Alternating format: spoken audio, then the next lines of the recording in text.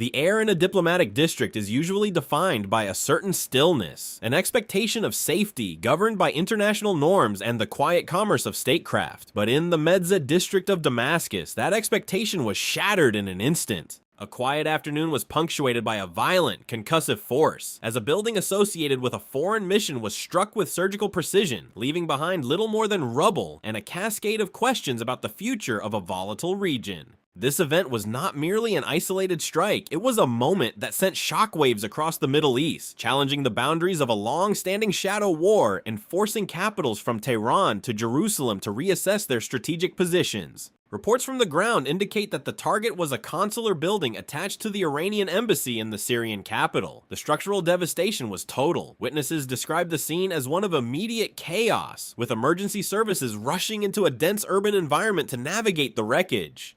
This was not a standard military installation or a battlefield outpost. It was a diplomatic facility, a site that carries specific legal protections under international frameworks. The violation of that space and the high-profile nature of those inside transformed the incident from a tactical operation into a major geopolitical flashpoint. When officials began to assess the toll, the gravity of the situation became apparent. Among the confirmed fatalities were senior commanders within the Islamic Revolutionary Guard Corps, specifically the Quds Force, which oversees Iran's foreign operations and regional influence. High-level leadership, including Brigadier General Mohammad Reza Zahedi, were confirmed to have been killed in the blast. Zahedi was a figure of significant operational importance, responsible for coordinating movements and strategies across the Levant, making his loss a critical blow to the organization. His death, alongside other military personnel, represented a substantial blow to the command structure of Iranian interests in the region. The narrative surrounding the attack quickly solidified around a long-simmering conflict, with Iranian authorities swift to point the finger directly at Israel, labeling the action an act of aggression.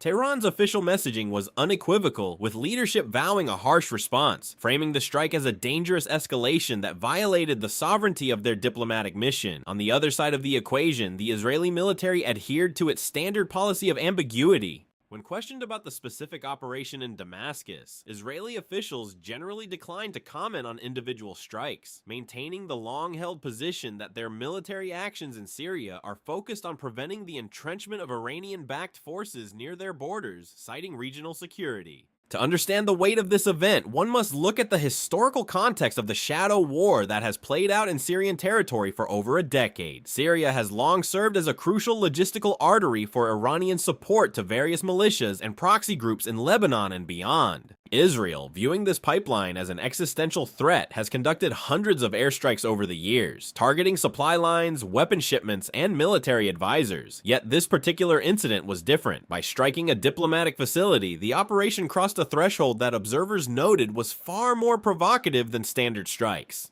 It forced the world to acknowledge that the rules of engagement in this shadow conflict were rapidly evolving, and that the risk of direct confrontation had moved from a theoretical possibility to a pressing concern. As the hours turned into days following the strike, the timeline of events highlighted the speed of regional shifts.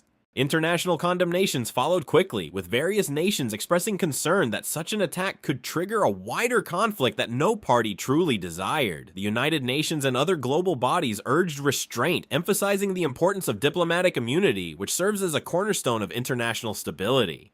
However, the rhetoric coming from Tehran suggested that the incident had reached a point of no return for the Iranian security establishment, leading to intense speculation regarding the form and timing of a potential retaliation. The significance of this development cannot be overstated, as it signals a shift in the regional status quo. It highlighted the fragility of the status quo in the Middle East, where local escalations have the potential to spiral into broader confrontations involving multiple state actors. The presence of senior IRGC commanders in a consular building underscored the deeply intertwined nature of Iran's military and diplomatic efforts in the region. For the public, the event served as a stark reminder that even in a conflict often characterized by indirect maneuvering, there are moments where the violence becomes overt and undeniable. It raised fundamental questions about the future of the Syrian theater. Can it remain a place for proxy competition, or is it transitioning?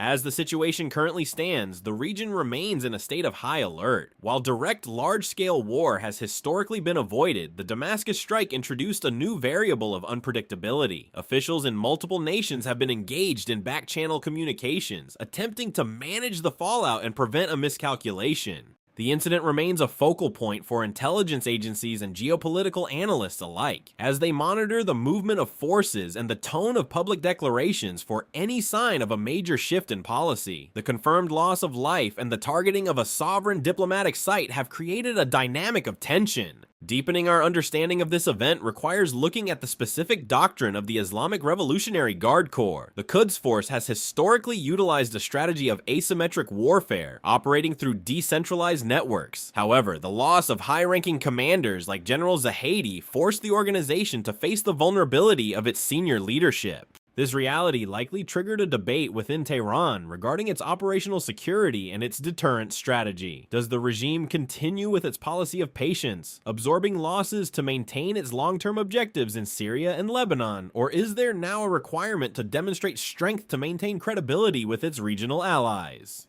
This is the central tension playing out behind the scenes. Furthermore, the diplomatic fallout revealed the complexity of international alliances. Western powers, while often aligned with Israel, were placed in the difficult position of balancing their support for an ally with the need to uphold the principles of international law regarding sites.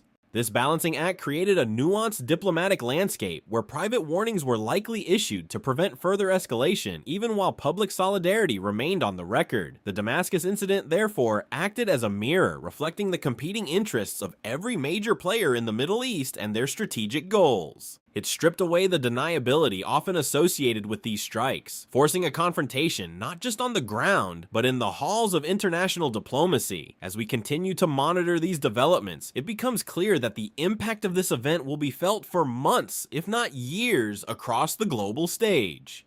It serves as a case study in how quickly regional stability can evaporate when boundaries are tested. The questions remain: how will the cycle of action and reaction continue? It is a test of resolve for all parties involved in this highly sensitive and evolving geopolitical theater. Will diplomacy find a path to de-escalation, or will this strike be remembered as the beginning of a more direct phase of the regional conflict? The answers depend on the next strategic moves made by leadership in Tehran, Jerusalem, and their respective allies during this period of uncertainty. Thank you for joining us for this deep dive into these unfolding events. We aim to provide the clarity and context needed to understand the complexities of our world. Our broadcast team is dedicated to parsing the signals behind the noise to bring you the truth behind the headlines. If you found this analysis helpful, we encourage you to share it with those who value evidence-based reporting. Please follow XNN for further updates as this story continues to develop, ensuring you remain connected to the critical information affecting global security, international law, and regional stability in the Middle East. We invite you to keep the conversation going in the comments below with your thoughts on how regional stability might be maintained in the face of such escalations. Your perspectives are a vital part of our community as we analyze these challenging and often dangerous developments in international affairs. This has been XNN, Exclusive News Network. Our team is dedicated to bringing you the most accurate and insightful analysis on geopolitical trends, ensuring you are prepared for whatever comes next. Stay informed, stay grounded,